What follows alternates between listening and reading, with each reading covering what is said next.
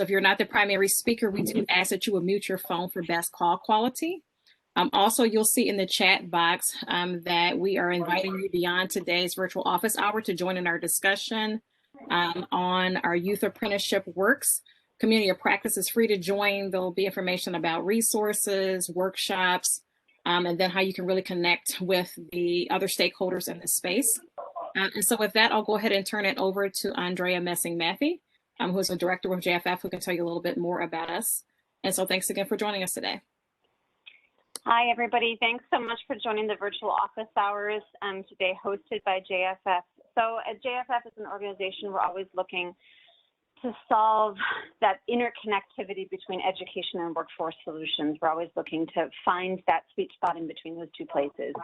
And this self-assessment and planning tool for youth apprenticeship programs, this is really a tool that's designed to help communities think about the work differently. It's designed to be a catalyst for change and designed to help act as a diagnostic tool for the work that you're doing as you implement youth apprenticeship programs. It's a tool I find pretty exciting and look forward to hearing the work that Jonathan Payne, my colleague, will spend some time describing. As Cassandra mentioned, we also have a virtual workplace site. We have a virtual community of practice. I encourage all of you to get on there, sign up, participate, join in the conversations. There's a lot of really good resources there, and we're really hoping to build a community of practitioners and learners who are interested in sharing information, sharing resources, and just sharing this journey of building youth apprenticeships together. So on that note, I'll turn it over to Jonathan, and thanks so much for joining us. Hey, Andrea, thank you very much. It's great to be here. Thanks for joining us, everyone. My name is Jonathan Payne, and I'm a senior program manager at JFF Center for Apprenticeship and Work-Based Learning. And I'm really excited to be here today to share with you the self-assessment and planning tool. As Andrea said, this is really a journey. And as part of that, we need to know what we know, what we don't know, and what we don't know, and find out what we don't know, what we don't know. And so, we created the self-assessment and planning tool to essentially work as an extended SWOT protocol, if you will, to help sites that are interested in youth apprenticeship figure all of those things out. And so, this protocol is going to, or this is self-assessment and planning tool is going to help sites ask questions like, what do you know? What do you need to establish to have this program? What is in place, and what do you need to have in place? And who are your partners and stakeholders, and what roles will they fulfill in this partnership? Because youth apprenticeships are all about ecosystems, right? They take place in context. It's really important that you have a network of partners that are working together in a concerted effort to have that goal at the end. Next slide, please. So this self-assessment and planning tool is really broken into two major components. The first is context, and the second is program. And so in the context portion of this is really about the landscape into which this youth apprenticeship is going to be built, because let's be honest, these things aren't going to be built in a vacuum. And so that within the context, we really think about two different factors. One being environmental factors, things like leadership, both internal and external leadership, and what that leadership buy-in looks like, how people are already engaged, what leadership you have to really spearhead these efforts. And we also look at the business climate, whether businesses know what they need, whether they're aware of apprenticeship and what their familiarity is with apprenticeship. We look at existing efforts in work-based learning, and we'll encourage you to also explore the existing connections that may exist within your ecosystem, right? So existing relationships between post-secondary, secondary, and workforce. And then on the policy side, we have framed our policy questions around the five PIA principles for high quality youth apprenticeship. So those 5 principles are career oriented, equitable, portable, adaptable, and accountable. And we've essentially framed questions under each one of those pieces to help sites explore their context there under those. And so, as an example, programs need to be career oriented. They need to have a K through 14 plus trajectory, and what relationships or supports exist in that category. Good youth apprenticeships are also equitable and have policies in place, both at the local and state level, to address systematic barriers. And what do your policies look like? As well as that, is a dual enrollment and dual credit opportunities, and what relationships or partnerships exist between K-12 and your post-secondary education systems. Looking at how policy, education, industry, and Perkins and WIOA and other funding sources are aligned and can be leveraged to support these programs. And then lastly, looking at how K-12 tracking systems, as well as post-secondary tracking systems, can be used to hold a program accountable, and how programs are accountable in sort of, maybe state reporting capacities or something like that. Oftentimes we find that for many of the stakeholders, and dependent upon where you are positioned within your ecosystem, some of those context questions may actually be things that fall outside of your sphere of control, right? They may be things that you have to look to other individuals within your ecosystem to try to change. You may have to lobby a policymaker, or you may have to have businesses in your ecosystem lobby policymakers to make those changes.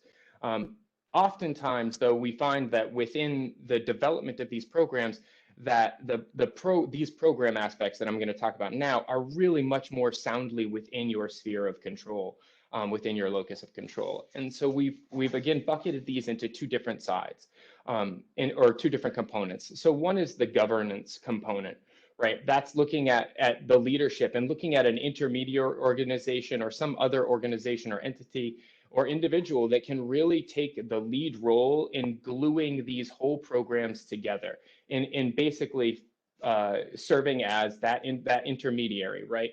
That will bring all of the stakeholders together, hold the mission, and sort of keep that mission in sight, and steer the ship straight, if you will. The next portion of that is the program management, right? Managing those partnerships, building that capacity within this ecosystem, and bringing more stakeholders in where you need them, and driving that implementation through time, over time, and ensuring that it is both sustainable, and that the outcomes are what you want them to be.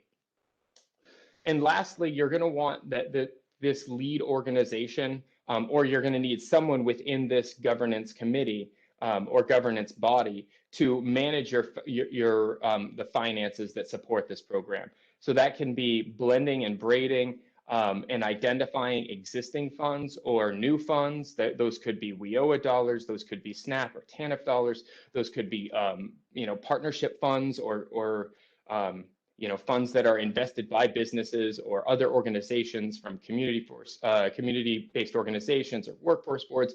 All of these factors come into, or are organizations that could potentially support the financial needs of a program. And then again, there's that policy side, right? And this is looking at sort of the policy components that need to exist for these youth apprenticeship programs to really flourish. And so there, when we talk about career-oriented programs, we need to make sure that the policy and the labor market, that the programs are labor market aligned, that they are essentially, and this is mentioned again in adaptable, is that they're backwards mapped from the needs of industry, all the way back through K-12, or as deep into K-12 or education as you can get. We need to make sure that when we're establishing these programs, that we're really looking at policies that will help address systematic barriers to opportunity, that young people often experience, especially young marginalized people. Where we want to make sure that whenever possible that we're building policies which will help build or provide dual enrollment, or dual credit, so that young people are both earning post-secondary credit while they're also engaged in RTI. And we're going to want to make sure that again, that these programs are adaptable, that they're flexible, but that they leverage high high value education, high value RTI opportunities to really open doors for young people that are mapped backwards from the industry needs all the way into the educational system, so that young people know what they need to do to get there, and also so that employers know where their apprentices are coming from and what their educational experience has been like when they get them. And lastly, you're going to want to make sure. Oh, one second, Cassandra. You're going to want to make sure that that your program is accountable, right? You're going to want to have measures in place, and you're going to want to evaluate those measures so that you can make sure that your outcomes are what you want them to be. You can identify gaps or barriers. You can identify things that need to be changed or tweaked, or you can identify things that are really working well so that you can leverage those pieces as well. Ultimately, so that you can track an apprentice's progress over time, and you can ensure that all of the stakeholders that are involved in this are getting what they need. Next slide, please. So, because this is all about taking what really can be an abstract process, right? This sort of idea of youth apprenticeship that everybody wants to be involved with, we know is a good idea. We know it'll work for kids. We know it'll work for or for our students. We know that it'll work for our businesses, but we don't really know necessarily, or we might be unsure of how we get from this idea into action. This planning tool really, again, functions like that SWAT protocol. And so it starts with, for each one of those sections that I just went through, it starts with some diagnostic questions. I'm not going to read through these diagnostic questions right now, but these are intended to push your thinking. They're intended to both build on what you know and also to maybe pose new questions that you hadn't thought about yet. Next slide. For each one of those diagnostic questions, you'll give yourself a rating, right? For some of these, they may be things that aren't not present. They may be things that you're doing informally or loosely. They may be things that you've thought about, but you haven't necessarily implemented, or things that are limited in their scope. And so in that case, you would say that you're initializing those things. You might look. They might be things that you're doing more routinely, that are things that are more part of what your landscape, your ecosystem already. And so those might be things that are developing within your landscape naturally. And they may be things that you've already formalized, things that are highly coordinated, things that you've already identified your outcome measures for, things that you've already identified the way in which you're going to meet those outcomes. And so those would be things that are well established within your ecosystem. And so by looking at essentially all of these pieces, you can start to really unpack what strengths you have within your ecosystem, potentially what weaknesses you have, and then obviously opportunities and threats or barriers. Onto the next slide, please, Cassandra. And so that's where this SWOT analysis really comes into play, right? When you analyze, when you start evaluating these questions, when you go through that diagnostic, and you go through that diagnostic process and you look at what you have in place within your ecosystem, what you have as levers to build on and to use to move this youth apprenticeship needle forward, or move the needle. You'll really be able to identify what your opportunities are and what barriers you have. So some people might call this a SWAB protocol, I suppose. And so by doing that, you can really move into action. Next slide. Because by knowing what you have in place, what your strengths are and what your barriers are, what your weaknesses are, you can plan for action. You can identify what you need to do, what the activities are. You can identify why you selected those, right? Because I think that one of the most important pieces here is that this will help to structure your deliberate actions in youth apprenticeship. They'll help to be very directional. And they'll also help to mitigate maybe any of that like finger pointing that sometimes happens when you bring people together. Well, they don't do this, they don't do that. This will help to assuage or address that because it will give you something that you can ground your conversations in more objectively than subjectively. And then lastly, you'll identify the strategies for change. Maybe this is like lobbying, a policymaker to help change a policy that's an impediment. Maybe this is bringing K-12 and post-secondary educators together to map RTI across the two bodies. Maybe it's bringing employers and post-secondary together to map competencies. All of those pieces can be activities that are part of your action plan that will help bring this youth apprenticeship idea from being an idea into being a grounded concept or a grounded actionable process that'll ultimately help young people, that'll help your local employers, your local labor market, and really have outcomes that are beneficial for everybody involved. And so I think that is the last of my spiel. I tried to be quick because I wanted to provide as much time as we could for questions. And so without further ado, if anyone has any questions, I'm happy to answer those. Nobody put any in the chat, and so feel free to come off mute and ask or put them in the chat now. Andrea, if you have anything to add as well, feel free to jump in. And I'll stop there. No, I'm curious what other folks have questions about.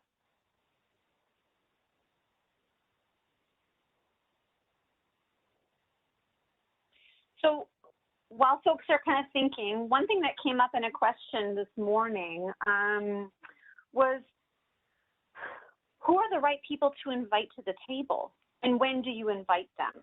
So Jonathan, I'm curious if you want to speak to that, and then I can chime in on some of my thoughts. Yeah, sure. I think that the best answer I have for that is probably something like, it depends. And I say that, it's a little tongue in cheek, but the reason I say that is because it depends on how strong the relationships within your ecosystem are. This is a pretty robust tool, if I say so. It's a 42-page tool. It will take a while if you went through the whole thing soup to nuts. And I would say that it is probably not appropriate to bring everybody together that may need to be involved eventually to the table for the very first meeting. You may want to bring people together based on their similar roles within the within these partnerships. But ideally, I would say that you want to build, you want to start with the group that you have closest, that you have the best working relationship with. And from there, start working on the applicable portions of this. Start identifying who else you need to bring into to these conversations, and bring them in when they need to come into the conversation, not from the very beginning. So I realize that that's not super clear. But I would say, as you start building this out and you start thinking about people, you're going to want to think about your K-12 educators, people like CTE directors, people like administrators, people like, your post-secondary curriculum coordinators, or heads of whatever department will be doing the RTI portion of these. You'll want to look at bringing employers in to talk about policy barriers, or to evaluate what their needs are. You'll want to look for community-based organizations and workforce boards. Like, those are all people that you could bring into conversations, but I would encourage you to bring them in when you know that they need to be there, as opposed to just bringing them in because you want them to be involved in the conversation. because that could burn bridges more than it could build them.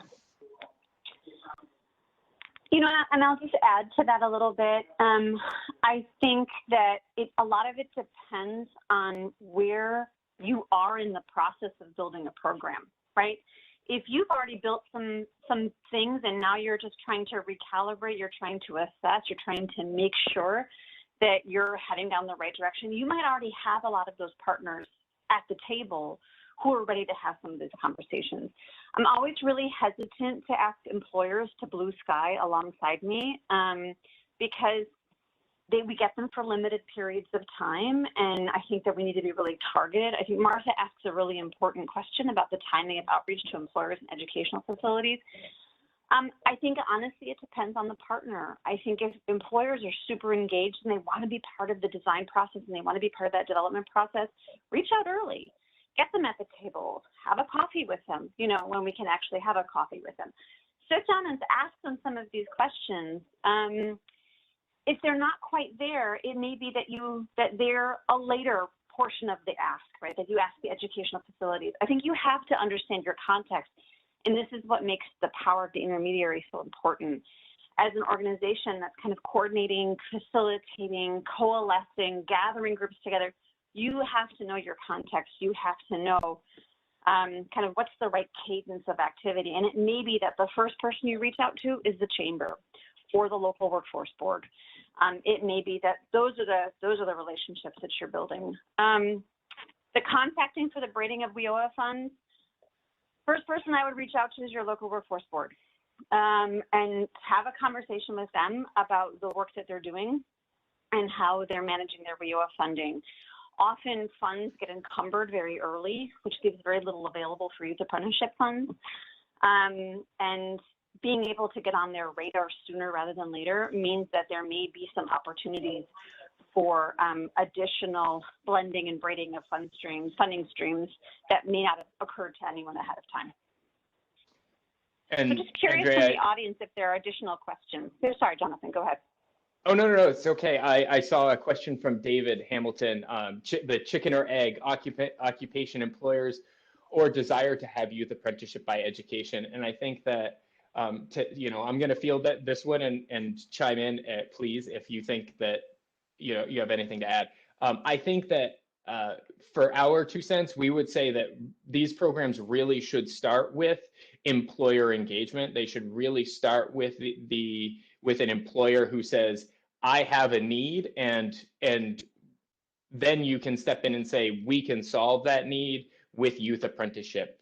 Ideally, youth apprenticeship, right? Apprentices are employees. And so if you don't have an employer, you can't have an apprenticeship. And so I would say that while it does feel a lot like a chicken and egg question, it actually, I think, has an answer. And I think the answer is that it really needs to start with employers. They need to be at the table from the very beginning.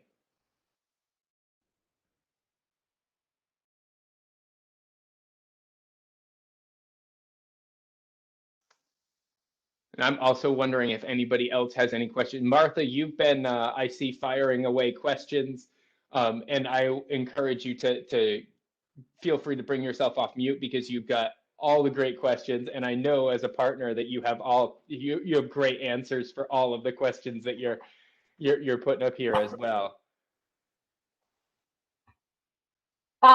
Thanks, Jonathan. You're very sweet, but I think the reason I was posing some of those questions is because I don't want anybody that is participating today to feel like it's a silly question, the one you're asking, because all of us that are on these panels have been in these positions before. And I think that the hardest thing for an individual to do is to get started. And so I want to make sure that people understand the value of understanding your labor market and knowing where those openings are and where the pain points of your community are, because every community is going to be different. Don't look at the person next to you on the chat and see, wow, they're doing, CNC machining and I'm only doing quality control auditor. It's really about what your community needs to support its growing workforce. And so employers really do have to be the first people that come to the table. And as soon as you can identify those pain points, that's when we can start working backwards to those educational facilities and saying, how can we as a community work together to build a partnership that not only supports your goal of educating students and providing them with pathways to careers, but also we can then help our employers in our community who are hoping to fill those spots. I think once you get those partnerships built, then it's easier to go back and start looking at, okay, so how could we start to fund some of these things? Is that really what my biggest need is? Because I think sometimes as we look at these, we have communities who are willing to invest in students and don't necessarily need the money up front, but maybe just need the help more. So again, building those partnerships early. And I really liked the work process table that Jonathan had. What are you doing?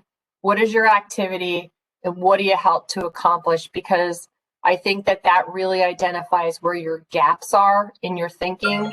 And there are things that we don't always do as we're working towards something. And if you do it and your employer partner does it and your educational partner does it as well, you almost get to see what are the things you're already doing as a community.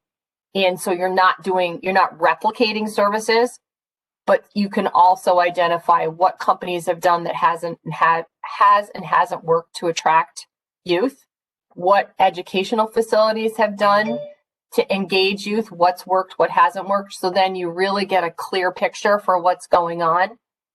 But no question is too silly. Everybody has to start somewhere, and you really have to think, it's to get that first thing done, to take that first action, to gulp as you start to move forward. I think is really, it's exciting.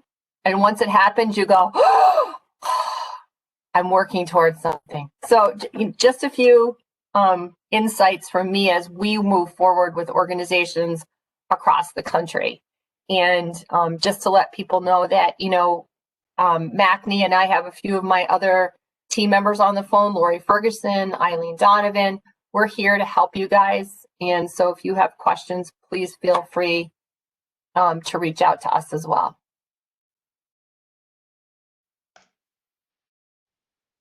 Thank Yeah, you so thanks much, for all Martha.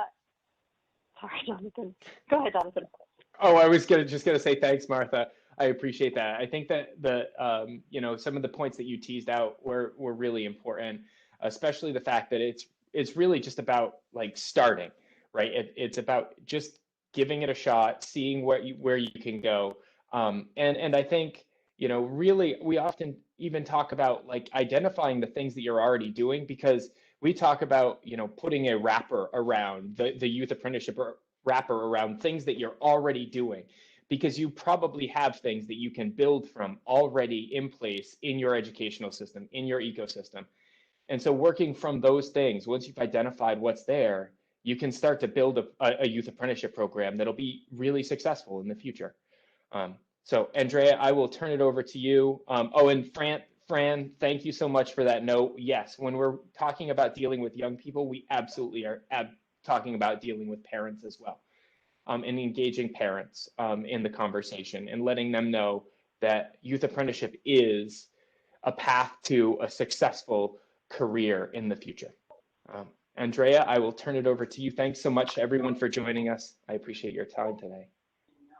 Yeah, and the thing is I really hope this is just the beginning of the conversation. I truly encourage all of you, and Cassandra, if there's a way we can just really quickly post the link again to the virtual site.